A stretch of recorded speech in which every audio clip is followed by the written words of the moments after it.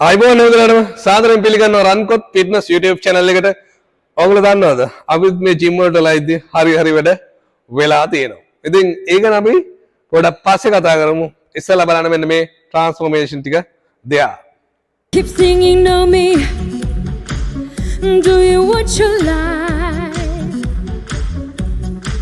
So but forget about the world, 'cause I'm going be me and you tonight. I wanna make you bad for you. I don't know when you swallow your pride. Oh, want you to. පේනව නේද? කෝටි ගාණක් වියදම් කරත් මේ වගේ තරබාරු සිරුරක් මේගොල්ලන්ට අවශ්‍ය විදිහට හදාගන්න හැකියාවක් නැහැ.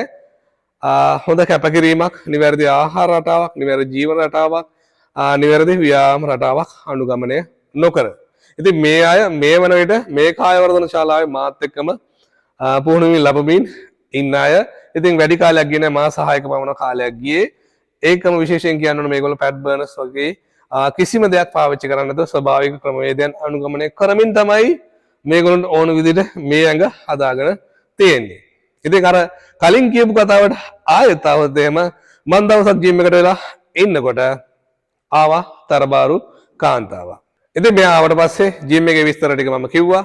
ඒකම මෙයා කන්න ඕන මොනවද, නොකා ඉන්න ඕන මොනවද, සහ ලිමිට් කරන්න ඕන මොනවද කියන එක මම මෙයාට පැහැදිලි කරලා දුන්නා. ඊට පස්සේ ටික වෙලාවකින් මෙයා මේ කතාව ඔක්කොම අහගෙන ඉඳලා අවසානට කියනවා, අනේ කෝච් මට කෑම පාලනය කරන්න පුළුවන්, හැබැයි කෑම දැක්කට පස්සේ මාව පාලනය කරන්න තමයි බැරි කියලා. ඉතින් ඇත්තනේ කතාව. මේගොල්ලෝ ඩයට් ප්ලෑන් දෙනවා, එක්සර්සයිස් ෂෙඩියුල්ස් දෙනවා, ගෙදර ගිහිල්ලා මොනවද කරන්න ඕන කියලා කියනවා හැමෝම. නමුත් කවුරුවත් මේගොල්ලොන්ට කියන්නේ නැහැ බැරි වෙලාවට ඩයට් ප්ලෑන් එක හරියට අනුගමනය කරන්න. බැරි වුණොත් එහෙම මොකද්ද කරන්න පුළුවන් කියන එක. ඉතින් මේ වීඩියෝ එක අරමුණ ඔයාලට ඩයට් ප්ලෑන් එක ගැන නැත්නම් ගත යුතු ආහාර ගැන පැහැදිලි කරන එක නෙවෙයි. උපක්‍රමශීලීව ඔයා වැඩි වශයෙන් ආහාර ගත ප්‍රමාණය අඩු කරගන්නේ කොහොමද කියන එක ඉතාමත්ම කෙටි කාල සීමාවක් තුලදී පැහැදිලි කරන එක. ඔයා ගන්න ආහාර ප්‍රමාණය සීමා කරන්න යනවා නම් ඔයා අනිවාර්යයෙන්ම කරන්න ඕන දේ තමයි ඔයා කෑම මේසේ ඉඳගෙන කෑම ගන්න එක නවත්තන්න ඕනේ. ඔයා කෑම කන්නේ මොනවද කියන එක, කන ප්‍රමාණය මොකද්ද කියන එක කලින් තීරණය කරලා තියෙන්න ඕනේ. එතකොට ඔයා මොකද්ද කරන්නේ? ගියා කෑම ටික ඔයා හිතපු ප්‍රමාණයන් වලට බෙදාගත්තා. ගිහිල්ලා පැත්තකට ගිහිල්ලා කෑවා. එහෙම නැති වුණොත් මොකද වෙන්නේ? ඔයා ආස කරන කෑම මේසේ තියෙනවා, අතේ දුරෙන් තියෙනවා, ඒ වගේ සුවඳ එනවා, කලින් කාපුවත් මතක් වෙනවා. ඊට පස්සේ ඔයා කාගෙන යනවා. බත් මද වෙනකොට කරි දානවා, කරි මද වෙනකොට බත් දානවා. එතකොට මොකද වෙන්නේ? ඔයා කන ප්‍රමාණය ඔයාවත් දන්නේ නැහැ. ඒ නිසා අනිවාර්යයෙන්ම කෑම ටික බෙදාගෙන පැත්තකට ගිහිල්ලා කෑම කන්න. මතක තියාගන්න ඕන දේ තමයි කන ප්‍රමාණයයි කන්නේ මොනවද කියන එකයි ඔයා දැනගෙන ඉන්න එක. ඊළඟ ක්‍රමය තමයි ඔයා ආහාර ගන්න ටිකකට කලින් වතුර වීදුරක් හෝ දෙකක් පානය කරන්න. එහෙම නැත්නම් ආහාර ගන්න අතරතුරේදී හෝ වතුර පානය කරන්න. එතකොට ඔයාට ආහාර ගන්න ප්‍රමාණය අඩු කරගන්නට හැකියාව ලැබෙනවා. හැබැයි මේක දෙකටම කරන්නට අවශ්‍ය නැහැ. ඔයා ගන්න ආහාර ප්‍රමාණය අඩු කරගන්නට ඔයා හුරු වුණාට පස්සේ ඒ විදිහට කරන්න අවශ්‍ය නැහැ. ඒක නිසා ඒ ක්‍රමෙත් අත්දැක බලන්න. ඊළඟට වැදගත්ම කාරණාව තමයි ඔයා ආහාරයට භාවිත කරන පිඟාන. ඒක ප්‍රමාණය විශාල වැඩි ආහාර ප්‍රමාණයක් අල්ලන පිඟාන භාවිත කරන්න එපා. කුඩා ප්‍රමාණයේ ප්ලේට් එකක් පාවිච්චි කරන්න, අර ගැඹුරින් අඩු. එතකොට ඒකත් එක හේතුවක් වෙනවා වාගේ කෑම පාලනය කරගන්නට. නැත්තම් ගැඹුරින් වැඩි කුඩා ප්ලේට් එකක් භාවිතා කරොත් එහෙම වෙන්නේ ඔයා වැඩි ප්‍රමාණයක් ආහාරයට ගන්නවා ඔයා නොදැනීම. ඒක නිසා ඔයා ආහාරයට ගන්න ප්ලේට් එකත් ගොඩක්ම වැදගත්. ඊළඟ ටිප් එක තමයි ඔයගොල්ලෝ දන්නවා අපි ආස කරන සමහර කෑම තියෙනවා දැක්කාම ඕමනේ මොන ඩයට් ප්ලෑන් එක හිටියත් කණ්ඩමයි හිතෙන්නේ. එතකොට මොකද කරන්න ඕනේ? අපි ආසම දේ ටිකක් අරගෙන කනවා. උදාහරණයක් විදිහට ගත්තොත් මගේ ප්‍රියතම කෑම සම්බෝල බත් එක්ක කනකොට. එතකොට මොකද මම කරන්න ඕනේ? සම්බෝල ටිකක් හැන්දර අරගෙන සම්බෝල ටිකක් විතරක් නිකන් කන්න. එතකොට වාගේ දිව ඒ රසයට හුරු වෙනවා. ඊට පස්සේ බත් එක්ක කනකොට ඒ ආසාව ටික ටික අඩු වෙනවා. ඒක නිසා මොකද්ද කරන්න ඕනේ? ටිකක් ආසම කෑමක් අරගෙන කලින් කන්න. නැත්තම් වෙන්නේ ඔයා බත් එක්ක හරි නැත්තම් පාන් එක්ක හරි ඔයා කන මොනවා හරි කෑමත් එක්ක කවලම් කරන කන්න ගියොත් එහෙම කන ප්‍රමාණය ගොඩක්ම වැඩි වෙනවා. ඒ නිසා ඒ ක්‍රමයක් ඉතාමත්ම වැදගත්. ඊළඟ වැදගත්ම කාර්යය තමයි ඔයා පිරිසක් එක්ක කෑම ගන්න එක හැකිතරම් සීමා කරන එක. එහෙම වුණොත් වෙන්නේ ඔයාගේ ඩයට් ප්ලෑන් එකට අනුව කෑම ගන්නකොට තව කෙනෙක් ඒක හාසියට ලක් කරන්න පුළුවන්. ඔයා පහසුතාවයට පත් කරන්න පුළුවන්. ඒ නිසා ඔයා ඩිමෝටිවේට් වෙලා ආහාර ගන්නට හැකියාවක් තියෙනවා. විශේෂයෙන්ම අපේ ගෙවල් වල ආච්චිලා සීයලා ඉන්නවා. ඉතින් මේගොල්ලෝ මොකද කරන්නේ? පුළුවන් තරම් තමන්ගේ ළමයින්ට කවන්න තමයි බලන්නේ. මේගොල්ලෝ ඕනේ ළමයි හදන්න නෙවෙයි බෝල හදන්න. එතකොට මොකද වෙන්නේ?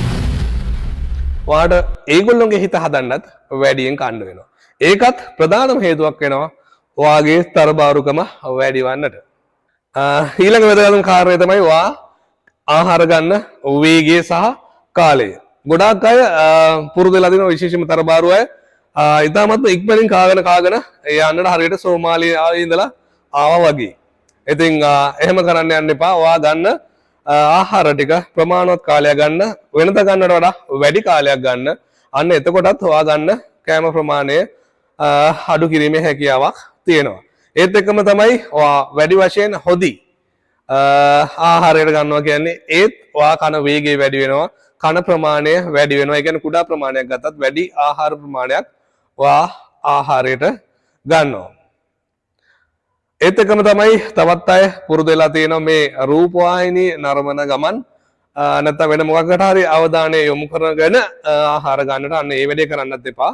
මොකද ඔයාගේ අවධානය තියෙන්නේ වෙන පැත්තක. නමුත් ඔයා දන්නේම නැතුව වැඩි වශයෙන් ආහාර ගන්න ප්‍රධානම හේතුව තමයි ඔයාගේ අවධානය වෙනස් වීම. ඊළඟට ගොඩක් අය කරන වැරද්ද තමයි මේ නොකා ඉන්න උත්සාහ කරනවා. ආහාර වේල් මග හරිනට උත්සාහ කරනවා. ගොඩක් අය කරන ගෑස්ට්‍රයිටිස් හැදෙන හින්දා උදේ කෑම එක ගන්නවා, දවල් එක අතාරිනවා. ඊට පස්සේ රැට මේගොල්ලෝ නිින්ද යන්නේ නැහැ, ස්ට්‍රෙස් එක වැඩි. මොකද කරන්නේ? අර දවල් එකයි රැ එකයි ඒ දෙකේ පොලියයි ඔක්කොම එක්ක අහු කරලා හොඳට කනවා රැට. එතකොට වෙන්නේ මොකද්ද? කලින් කන ප්‍රමාණයට වඩා වැඩි ප්‍රමාණයක් එකවර ආහාරයට ගන්නවා. ඒකත් ඔයාගේ තරබාරුකම වැඩි වෙනට බලපාන ප්‍රධානම හේතුවක්. ඒක නිසා කිසිම වෙලාවක ඔයා ආහාර වේල්, ප්‍රධාන ආහාර වේල් මඟ අරින්නට උත්සාහ කරන්න එපා. පුළුවන් විදිහට අර කලින් කියපු විදිහට ඒ ක්‍රම අනුගමනය කරලා ඒ ප්‍රමාණය අඩු කරලා ආහාරයට ගන්න එක තමයි හොඳම ක්‍රමය. හොඳයි. ඊළඟ වැදගත්ම කාරණාව තමයි ඔයාගේ නිින්ද. ඔයා දවසට පැය 7-8ක්වත් අඩුම ගානේ නිදා ගන්න ඕනේ. ඔයා ප්‍රමාණවත් නිින්දක් ලබා ගන්නවා කියන්නේ ඔයා දිනකට ඇහැරලා ඉන්නේ පැය 16-17ක් වගේ කාල සීමාවක්. එතකොට ඔයාගේ ප්‍රධාන ආහාර වේල් ටික ගන්න බැලන්ස් කරලා ඔයාගේ කුසගින්න නිවා ගන්නට පුළුවන්. කිසිම ප්‍රශ්නයක් නැහැ.